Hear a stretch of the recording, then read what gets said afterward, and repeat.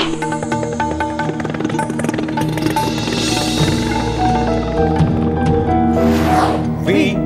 the people of India, having solemnly resolved to constitute India into a sovereign, socialist, secular, democratic republic, and to secure to all its citizens Darjeeling এ উৎপাদন হয় এক অনন্য চা পাতা, সাথে অরণ্যের শ্রেষ্ঠ উপাদান মিশিয়ে তৈরি হয় মাকাইবাড়ি অর্গানিক গ্রিন টি, স্বাদেও স্বাস্থ্যে অতুলনীয়। নমস্কার, শুরু করছি আজকে চতুর্থ স্তম্ভ। আমি ইন্দ্রাণী। আমাদের চায়ওয়ালা কাম চৌকিদার দেশের মধ্যে সাংবাদিকদের মুখোমুখি হন না, হলেও সেই সব সাংবাদিকদের মুখোমুখি হন যারা প্রশ্ন করেন মোদিজি আম চেটে খান না কেটে খান না চুষে খান। কিন্তু এবার এক পিস জোগাড় করেছেন বিদেশি সাংবাদিক। তাকে ঠিক সাংবাদিকও বলা যায় না, এলন মাস্কের কোম্পানিতে চাকরি করেন লেক্স ফ্রিডম্যান। ইনিও সেই জিডি ঘোষ যার বাংলা নাম গুণধর ঘোষ ছিল, সেরকমই এনার নাম অ্যালেক্সেই আলেকজান্দ্রানভিচ ফ্রিডম্যান। আদতে রাশিয়ার লোক, এখন আমেরিকাতে থাকেন, চাকরি এলন মাস্কের আর পডকাস্ট সবই একই গতের। তো সেই পডকাস্টারের মুখোমুখি হয়ে আমাদের মোদিজি অনেক কথা বলেছেন, সেসব নিয়ে 2 কি 3 এপিসোড আলোচনা করতে হবে। আজ তার একটা ছোট্ট অংশ। তিনি এই পডকাস্টে বলেছেন যে তিনি নাকি আদতে বিবেকানন্দেরই শিষ্য, তারই আদর্শ মেনেই চলেছেন সারাটা জীবন। আজও বিবেকানন্দই তার আদর্শ। এমনিতে মোদিজি মাঝে মধ্যে সত্যি বলেন, সেদিক থেকে দেখতে গেলে তার কথার 80 থেকে 90% বিশুদ্ধ মিথ্যে। এটাও সেই তালিকাতেই পড়ে। আসুন দেখা যাক বিবেকানন্দ, মোদি, বিজেপি, আরএসএস এর মিল আর বিরোধটা কোথায়। স্বামী বিবেকানন্দ ছিলেন 19 শতকের একজন ভারতীয় সন্ন্যাসী এবং দার্শনিক, যিনি তার আধ্যাত্মিক শিক্ষা এবং সার্বজনীন দৃষ্টিভঙ্গির জন্যই পৃথিবীর মানুষের কাছে পরিচিত। অন্যদিকে রাষ্ট্রীয় স্বয়ংসেবক সংঘ একটা হিন্দু জাতীয়তাবাদী সংগঠন এবং ভারতীয় জনতা পার্টি তার রাজনৈতিক শাখা। দুটো সংগঠনই হিন্দুত্ব আদর্শের ওপর ভিত্তি করে গড়ে উঠেছে। বিবেকানন্দ সব ধর্মের সমন্বয়ে বিশ্বাস করতেন এবং সমস্ত ধর্মকেই সত্যের পথ হিসেবে দেখতেন। 1893 সালে বিশ্ব ধর্ম সংসদে তিনি বলেছিলেন, আমি গর্বিত যে আমি এমন একটি ধর্মের অন্তর্গত যা বিশ্বকে সহনশীলতা এবং সার্বজনীন গ্রহণযোগ্যতা শিখিয়েছে। অন্যদিকে আরএসএস বিজেপির হিন্দুত্ব আদতে হিন্দু সংস্কৃতিকে প্রাধান্য দেয় এবং প্রায় অন্য ধর্মগুলিকে অস্বীকার করে, তাদের ঘৃণা করে। আরএসএস প্রধান মোহন ভাগবত একবার নয় বহুবার ভারতকে আসলে একটা হিন্দু রাষ্ট্র হিসেবে উল্লেখ করেছেন। বিবেকানন্দ জাতিভেদ প্রথার সমালোচনা করতেন এবং সামাজিক ন্যায়ের পক্ষে কথা বলতেন। তিনি বলেছিলেন, কাজ মানুষকে হীন করে না, বরং কাজের পেছনের হীন চিন্তা মানুষকে হীন করে।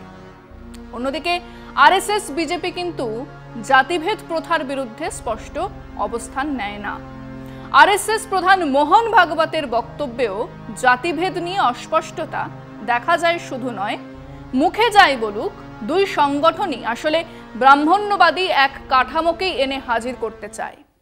বিবেকানন্দের জাতীয়তাবাদ ছিল অন্তর্ভুক্তিমূলক, ইনক্লুসিভ এবং আধ্যাত্মিক মূল্যবোধের ওপর ভিত্তি করেই তা গড়ে উঠেছিল। তিনি সব ভারতীয়কে ঐক্যবদ্ধ থাকার কথা বলতেন। অন্যদিকে আরএসএস বিজেপির জাতীয়তাবাদ হিন্দু পরিচয়কে ঘিরেই গড়ে উঠেছে এবং প্রায় তা আদতে সংখ্যাগুরু হিন্দুদের স্বার্থে বেড়ে ওঠে, যা ধর্মীয় সংখ্যালঘুদের প্রান্তিক করে, সংখ্যালঘু মানুষদের বিপন্ন করে। জন্ম নাম নরেন্দ্রনাথ দত্ত। ব্রাহ্মণ্যবাদ থেকে শতহস্ত দূরে থাকা সন্ন্যাসী বিবেকানন্দ বেদান্ত এবং যোগকে পশ্চিমা বিশ্বে পরিচিত করেছিলেন। তিনি সার্বজনীন আধ্যাত্মিকতা এবং সব ধর্মের সমন্বয়ের উপর জোর দিয়েছিলেন।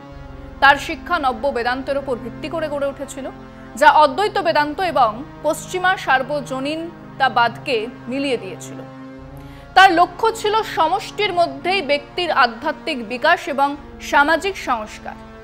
অন্যদিকে আরএসএস, যা 1925 সালে কেশব বলিরাম হেডগেবার প্রতিষ্ঠা করেছিলেন, প্রতিষ্ঠাতা থেকে আজ অবধি একজন বাদ দিলে প্রত্যেক সরসংচালক হলেন চিৎপাবন ব্রাহ্মণ। আর বিজেপি তার রাজনৈতিক সহযোগী, হিন্দুত্বের ওপর ব্রাহ্মণ্যবাদের ওপর ভিত্তি করে রাজনৈতিক আদর্শ গড়ে তুলেছে। এই আদর্শ ভারতীয় জাতীয়তাবাদকে হিন্দু সংস্কৃতি বলে মনে করে। কেবল মনে করে তাই নয়, বাকিদেরও সেটাই মনে করায়, যা এক ধরনের কর্তৃত্ববাদ।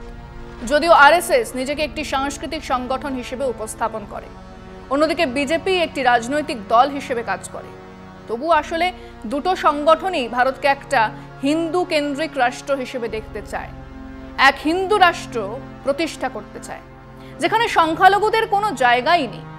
1893 সালে বিশ্ব ধর্ম সংসদে যে মানুষটা বলেছিলেন, আমি গর্বিত যে আমি এমন একটি ধর্মের অন্তর্গত যা বিশ্বকে সহনশীলতা এবং সার্বজনীন গ্রহণযোগ্যতা শিখিয়েছে। আমরা শুধু সহনশীলতায় বিশ্বাস করি না, বরং সব ধর্মকে সত্য হিসেবে গ্রহণ করি। সেই বিবেকানন্দের শিক্ষা কর্মযোগ, নিঃস্বার্থ সেবা এবং জ্ঞানযোগের মাধ্যমে ব্যবহারিক আধ্যাত্মিকতার ওপর গড়ে উঠেছিল। তিনি ধর্মের আনুষ্ঠানিক এবং গোড়া দিকগুলো সমালোচনা করতে ছাড়তেন না। গোহত্যা ইত্যাদি নিয়ে তার ঠাট্টা তামাশার কথা তো সবাই জানে। এমনকি হিন্দু ধর্মেরও বহু কুপ্রথার বিরোধিতা সেই সময় দাঁড়িয়ে তিনি করেছিলেন। তিনি ধর্মকে এক ব্যক্তিগত অভিজ্ঞতা আর শিক্ষা হিসেবেই দেখতেন, সেটাই বলতেন, সেটাই প্র্যাকটিস করতেন। অন্যদিকে আরএসএস এবং বিজেপি হিন্দুত্বের সাথে যুক্ত, যা সাভারকর বিশদে ব্যাখ্যা করে গেছেন। সেই আদর্শ হিন্দু সংস্কৃতি এবং জাতীয় পরিচয়কেই ভারতীয় পরিচয়ের মূল বিষয় হিসেবেই দেখে। তারা মুখে দাবি করে যে তারা সব ধর্মকে সম্মান করে, কিন্তু তাদের মূল লক্ষ্য হিন্দু মূল্যবোধ আর হিন্দু ঐতিহ্যকে ভারতীয় পরিচয়ের কেন্দ্রে রাখা। আপনি ভারতীয় মানে আপনাকে হিন্দু সংস্কৃতি মেনেই চলতে হবে। আরএসএস প্রধান মোহন ভাগবত বহু জায়গাতেই বলেছেন যে ভারত একটি হিন্দু রাষ্ট্র। সাংস্কৃতিক অর্থে কিন্তু আমরা তো জানি যে এই প্রাধান্য ধর্মীয় সংখ্যালঘুদের, বিশেষ করে মুসলিম এবং খ্রিস্টানদের প্রান্তিক করে। বিজেপির নীতিগুলোর দিকে চোখ ফেরান, সেখানেও একই কথা। নাগরিকত্ব সংশোধনী আইন, সিএ, অভিন্ন দেওয়ানি সংহিতার বিতর্ক আসলে তো হিন্দু পরিচয়কেই প্রাধান্য দেয়, যা বিবেকানন্দের সার্বজনীনতাবাদের বিপরীত। আসছি সে আলোচনা একটা বিরতির পর, সঙ্গে থাকুন। দার্জিলিংয়ে উৎপাদন হয় এক অনন্য চা পাতা, সাথে অরণ্যের শ্রেষ্ঠ উপাদান মিশিয়ে তৈরি হয় মাকাইবাড়ি অর্গানিক গ্রিন টি, স্বাদে ও স্বাস্থ্যে অতুলনীয়। মোদি, আরএসএস, বিজেপির সঙ্গে বিবেকানন্দের দর্শনের এক বিরাট তফাৎ হলো, স্বামী বিবেকানন্দ জাতিভেদ প্রথার তীব্র সমালোচক ছিলেন। তিনি এটিকে একটি সামাজিক ব্যাধি হিসেবে দেখতেন, যা হিন্দু ধর্মের মূল নীতির বিরোধী। তিনি বিশ্বাস করতেন যে আত্মার কোনো জাতি, লিঙ্গ বা ত্রুটি নেই। তিনি শিক্ষা এবং আধ্যাত্মিক জাগরণের মাধ্যমে সামাজিক ন্যায়ের পক্ষে কথা বলতেন। রামকৃষ্ণ মিশনের কাজই সেটা প্রমাণ করে। মিশনের মাধ্যমে তিনি দরিদ্র এবং প্রান্তিক মানুষদের উন্নয়নের জন্য কাজ করেছিলেন, জাতি নির্বিশেষে। প্রায় লোক দেখানোর জন্য আরএসএস প্রধান মোহন ভাগবত কিছুদিন আগেই একবার ব্রাহ্মণদের জন্যই জাতিভেদ থাকবে এরকম কিছু কথা বলেছিলেন, কিন্তু কদিন পরে তিনি জানিয়ে দিয়েছিলেন যে তিনি আসলে ব্রাহ্মণ বলতে পণ্ডিত বা জ্ঞানী মানুষ বলতে চেয়েছিলেন, যা আদতে জাতিভেদের পক্ষে অত্যন্ত পুরনো এক যুক্তি। আরএসএস সংরক্ষণ নীতিকে সমর্থন করে, সেটা ভোটের দিকে তাকিয়ে, কিন্তু তা নিয়ে তাদের যথেষ্ট জড়তা রয়েছে। যে মাত্র জাতিগত জনগণনার কথা এলো, অমনি ওনারা জনগণনাই বন্ধ করে দিলেন। ওনারা জানেন যে জাতিগত জনগণনা এক সামাজিক দাবি, যা না মানলে তলার সারির মানুষজনদের ভরসা উঠে যাবে, আর করলে তাদের ব্রাহ্মণ্যবাদ গড়িয়ে খাদে পড়বে। যে কারণে অবস্থা থেকে বাঁচতে তারা জনগণনাকেই স্থগিত রেখেছে। এটা আসলে বিজেপির রাজনৈতিক কৌশল, যা নাকি উচ্চবর্ণের সমর্থন এবং নিম্নবর্ণের কাছে পৌঁছানোর মধ্যে এক ধরনের ভারসাম্য বজায় রাখে। কিন্তু মাথায় রাখুন, এটা রাজনৈতিক উদ্দেশ্য প্রণোদিত পিওর পলিটিক্স। স্বামী বিবেকানন্দের জাতীয়তাবাদী ছিলেন, কিন্তু তা ছিল আধ্যাত্মিক এবং অন্তর্ভুক্তিমূলক, ইনক্লুসিভ। তিনি বিশ্বাস করতেন যে ভারতের শক্তি তার আধ্যাত্মিক ঐতিহ্য এবং বিভিন্ন মানুষের ঐক্যের মধ্যে লুকিয়ে আছে।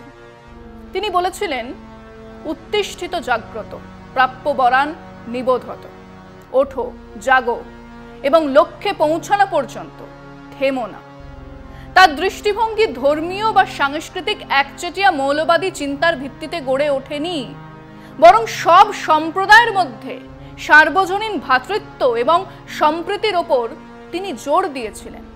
তিনি জাতীয়তাবাদকে মানবতার সেবার মাধ্যম হিসেবে দেখতেন, যেখানে শিক্ষা এবং চরিত্র গঠন জাতীয় অগ্রগতির চাবিকাঠি।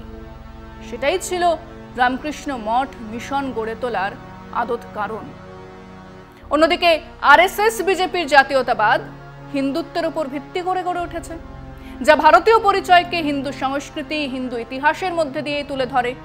আরএসএস ব্রিটিশ ঔপনিবেশিক শাসন আমলে প্রতিষ্ঠিত হয়েছিল এবং সেই ঔপনিবেশিক শাসনের বিরুদ্ধে লড়াই নয়, বরং এক হিন্দু রাষ্ট্র তৈরি করার লক্ষ্য নিয়ে কাজ করছিল, যা এক সংস্কৃতি, এক ভাষা, এক হিন্দু পুনর্জাগরণ। এই তিন মূল উদ্দেশ্য নিয়েই চলেছিল। ওনাদের এই জাতীয়তাবাদ আদতে সংখ্যাগুরু হিন্দুদের স্বার্থকে প্রাধান্য দিয়েছে, দেবেও, আর তারই সঙ্গে ধর্মীয় সংখ্যালঘুদের প্রান্তিক করে দেবার এক অনবরত চেষ্টা। যেমন ধারা ৩৭০ বাতিল এবং সংখ্যালঘু মানুষজনের বিভিন্ন অধিকার নিয়ে বিতর্ক দেখা যায়।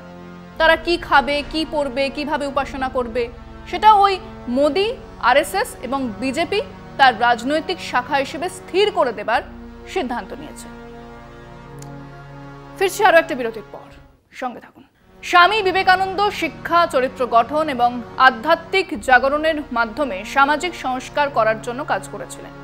তিনি বিশ্বাস করতেন যে আসল পরিবর্তন ব্যক্তির ভেতর থেকে আসে, নিজের মধ্যে ঈশ্বরের উপলব্ধি, এবং তাও অন্যের সেবার মাধ্যমে আসবে। বলেছিলেন শিবজ্ঞানে জীবের সেবা। 1897 সালে তিনি রামকৃষ্ণ মিশন প্রতিষ্ঠা করেছিলেন, যা শিক্ষা, স্বাস্থ্য সেবা, দুর্যোগের সময় বিপন্ন মানুষের ত্রাণের মাধ্যমে জাতি বা ধর্ম নির্বিশেষে কাজ করে। সে পদ্ধতি ছিল বিশুদ্ধ অরাজনৈতিক। তিনি নারী শিক্ষা এবং ক্ষমতায়নের ওপর জোর দিয়েছিলেন। বলেছিলেন একটি জাতির অগ্রগতির সেরা থার্মোমিটার হলো তার নারীদের প্রতি আচরণ। আর আরএসএস এক মনোবাদী সংগঠন, যাদের নারী সম্পর্কে ধারণা ওই সরসংচালক সাফ বলে দিয়েছেন। মেয়েদের জায়গা রান্নাঘরে এবং সুস্থ সন্তানের জন্ম দেওয়াটাই তাদের কাজ। এক চরম নারী বিরোধী দর্শন নিয়েই আরএসএস গড়ে উঠেছে। আরএসএস এবং বিজেপির সাংস্কৃতিক এবং রাজনৈতিক কাজকর্মের মাধ্যমেই সামাজিক সংস্কারের কাজ করে। যে কোনো কাজ করেছেন, অন্য চোখটা আছে ভোটের বাক্সে। সে আরএসএস হোক, ভারতীয় মজদুর সংঘ হোক, এবিভিপি হোক বা বিজেপি হোক, এনাদের একমাত্র কাজ হিন্দু মূল্যবোধ প্রচার করা, সামাজিক ন্যায় বিচার থেকে সংরক্ষণ, সবটাই আসলে ওই এক হিন্দুত্বের ভিত্তিতে হিন্দু রাষ্ট্র প্রতিষ্ঠার জন্যই করা। কোথাও কোনো মিল নেই, বরং বিবেকানন্দের দর্শন, বিবেকানন্দের চিন্তা আরএসএস বিজেপির তীব্র বিরোধী। কিন্তু আরএসএস এবং বিজেপি প্রায় স্বামী বিবেকানন্দকে হিন্দু গর্ব এবং জাতীয়তাবাদের প্রতীক হিসেবে ব্যবহার করে।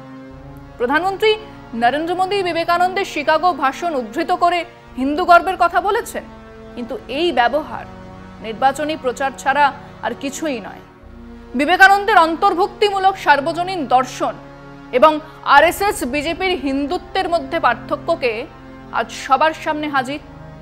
আমিষ, নিরামিষ, দরগা, মন্দির, হিন্দু, মুসলমান, এক তীব্র সাম্প্রদায়িক বাইনারির মধ্যেই বিজেপির জন্ম। সেই বাইনারি গড়ে তোলার মাস্টার মাইন্ড ওই আরএসএস। সেখানে বিবেকানন্দ একেবারেই বেমানান। বিবেকানন্দ হিন্দু ধর্মকে গ্রহণযোগ্য তার ধর্ম হিসেবে দেখতেন।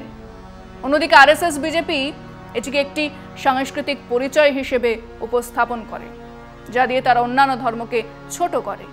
হিন্দু ধর্ম, হিন্দু সংস্কৃতিকে ভারতের সঙ্গে জুড়ে দিয়ে এখানকার সংখ্যালঘু ধর্মগুলোকে আসলে এক প্রচ্ছন্ন হুমকির মুখে দাঁড় করায়।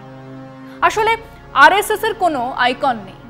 তারা স্বাধীনতা সংগ্রামে অংশগ্রহণ করেনি, কাজেই তাদের স্বাধীনতা সংগ্রামের কোনো আইকন নেই। তাদের ধর্ম বিষয়ে মৌলিক কোনো কাজ নেই, কাজেই তাদেরকে আঁকড়ে ধরতে হয় বিবেকানন্দকে, যিনি ওনাদের ওই এক জাতি, এক ধর্ম, এক ভাষা, এক খাদ্য ইত্যাদি বকওয়াসের কোনোটাতেই নেই। কিন্তু ওই গেরুয়া আছে। আমাদের মোদিজির তো আবার এই ভেগ ধরার ইতিহাস আছে। তিনি ওই গেরুয়াকে সম্বল করেই বিবেকানন্দকে তাদের আইকন বানাতে চান। অত্যন্ত ভুল সিদ্ধান্ত। বিবেকানন্দ দু কলমও যারা পড়েছেন তারা ভুলে গেলেও আরএসএস বিজেপি হতে পারবেন না। সামনে বসে থাকা ওই লেক্স ফ্রিডম্যান এসবের কিছু জানেনও না, বোঝেনও না, কাজেই তার সামনে ফোকটে বিবেকানন্দ প্রেমী হয়ে ওঠার নটাঙ্কি করেছেন আমাদের প্রধানমন্ত্রী। আজকে এই পর্যন্তই। শুভরাত্রি।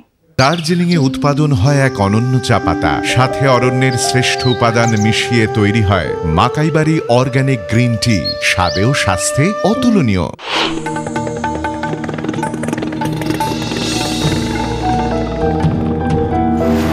We, the people of India, having solemnly resolved to constitute India into a sovereign, socialist, secular, democratic republic, and to secure to all its citizens